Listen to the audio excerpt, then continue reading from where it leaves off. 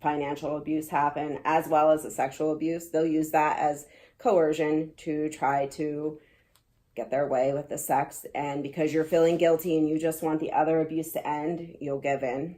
And then it'll start back up to the honeymoon period, where the abuser will apologize and they'll say, oh, it was because I was stressed, or I was tired, or, you know, something was bothering me and I didn't mean to do it. I'm sorry. They could also blame their abusive behaviors on the victim, and the victim's willing and they've been beat down enough that they actually accept that it was their fault.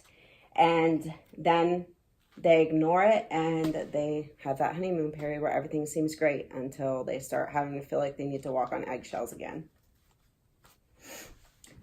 Financial abuse occurs in 98% of domestic violence relationships. Financial abuse is one of the major reasons that victims report staying in an abusive relationship or going back.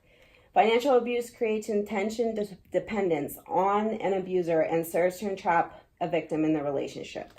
So a lot of times we see women who say, we didn't leave sooner, you know, like they feel that blame. The other people, that's such a big thing. Other people say, why didn't you leave sooner? And they come to us and they say, I couldn't leave. Like, I didn't have bus money. I didn't have money for gas. Like, I didn't have anywhere to go. I couldn't get a hotel room. Nobody would let me in. So I went back or I stayed.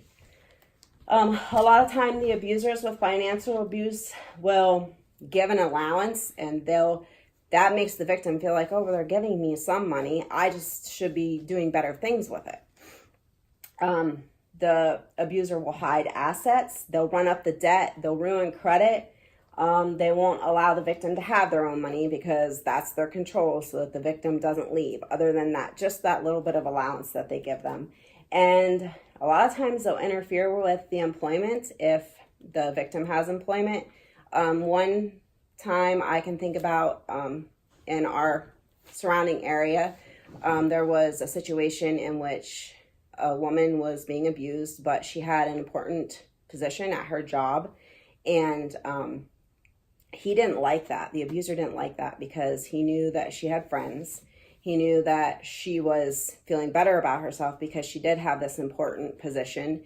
And so he decided he was going to ruin that for her. So he started calling her constantly. And then when she wouldn't answer her personal phone, he started calling the business personally, until finally it was just too much for the business and they let her go because it was getting that scary. And unfortunately, that situation ended up in the abuser killed the victim. So it's definitely a huge thing. Sexual violence is a term used to refer to any type of unwanted sexual contact. Sexual violence can include rape, sexting, groping, grabbing, sexual assault, sexual harassment, as well as exploitation of sexually explicit images. This can even happen in a husband and wife situation. If the wife is just not feeling like, you know, she wants to have that relationship with her husband because of the situation that's been going on, and she says no, he will coerce her and he will make her feel like if she does not have sex with him, it could turn into the other physical abuse.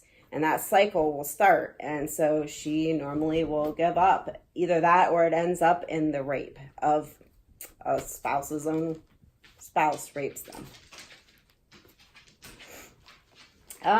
Domestic violence has no preference. Domestic violence happens to men. Domestic violence happens in the LGBTQ community. It occurs regardless of gender or sexual orientation. The forms of abuse are the same tactics of power and control. It is important that the domestic violence movement starts engaging men and people who identify as LGBTQ. Their presence within the movement helps to end gender and sexual-based violence. The program that I work for is called Clinton County Women's Center.